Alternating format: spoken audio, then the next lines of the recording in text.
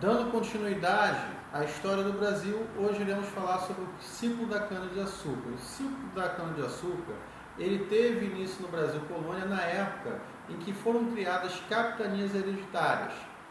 A empresa açucareira brasileira, ela foi durante os séculos XVI e XVIII a maior empresa agrícola do mundo ocidental.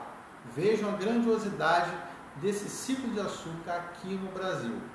Foi no Nordeste do nosso país que a empresa atingiu o seu maior grau de desenvolvimento. A área em que se desenvolveu a cana-de-açúcar foi a Zona da Mata, que se estende numa faixa litorânea do Rio Grande do Norte ao Recôncavo Baiano. Você já ouviu falar dessa faixa litorânea? Pois bem, era de lá que saía boa parte da cana, era produzida para o mundo.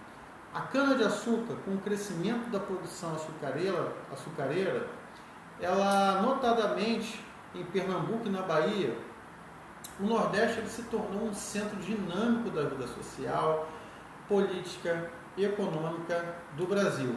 Portugal já tinha experiência no cultivo de cana, na produção e no comércio de açúcar. Por volta de 1440, as colônias portuguesas de Açores, Madeira, Cabo Verde tinham uma produção que abastecia não só Portugal, mas também a Inglaterra, os portos de Flandres e algumas cidades da Itália.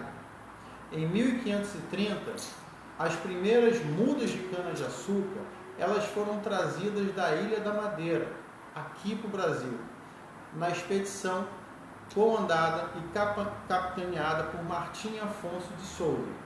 E em 1532, ele, Martim Afonso de Souza, ele fundou o primeiro núcleo de povoamento do Brasil, a Vila de São Vicente, onde instalou-se o primeiro engenho. Aqui deu o nome de Engenho do Governador. Esse engenho era também uma unidade de produção.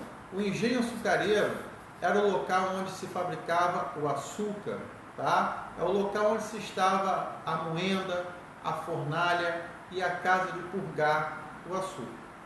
Com o tempo, passou a se chamar engenho toda a grande propriedade produtora de açúcar, tudo aquilo que estava dentro daquele território, tá? E o engenho era onde se localizava também a casa grande, a capela, a senzala onde os escravos ficavam, tá? A fábrica de açúcar, os canaviais e as casas de alguns trabalhadores livres, como o feitor, o mestre do açúcar também vivia por ali, e alguns poucos lavradores contratados, tá? O senhor de engenho, ele vivia na casa grande, com seus empregados e seus parentes, exercendo sobre eles uma grande autoridade.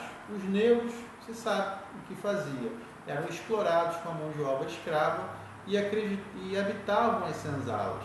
As capelas davam ao engenho uma vida social própria, sendo que alguns engenhos chegavam a ter cerca de até 4.000 habitantes. O fim do ciclo da cana-de-açúcar, até o começo do século XVII, a produção açucareira no Brasil não parou de crescer, alcançando seu apogeu, seu maior crescimento, nas 3 primeiras décadas desse século.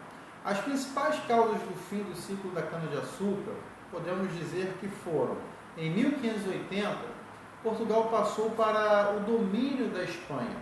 A Espanha estava em guerra com a Holanda, e no início do século XVII, os holandeses controlavam o comércio marítimo dos 2 países europeus. Depois eu vou explicar detalhadamente como isso de fato aconteceu. E aí Portugal perdeu para a Holanda a maior parte de sua colônia, que eram as terras já cultivadas e prósperas de Pernambuco. Vejam que muita gente estava de olho nessas terras além de Portugal.